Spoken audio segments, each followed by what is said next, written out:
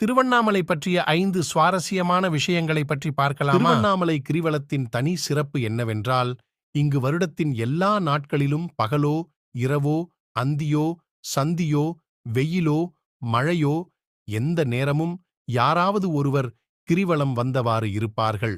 திருவண்ணாமலையில் சிவபெருமானே மலை வடிவில் காட்சியளிப்பதால் ஆலயத்தைச் சுற்றி வருவதை விட மலையை சுற்றி வலம் வருவதுதான் மிகச்சிறந்த வழிபாடாக கருதப்படுகிறது.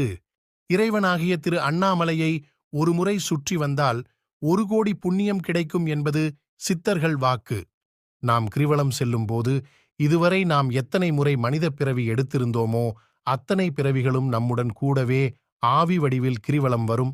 அதனால்தான் யார் இந்த பிறவியில் 1008 முறை அண்ணாமலை கிரிவலத்தை நிறைவு செய்கிறார்களோ அவர்களுக்கு மறுபிறவி இல்லாத முக்தி கிடைக்கும் என்று அகத்தீசர் உபதேசித்திருக்கிறார்.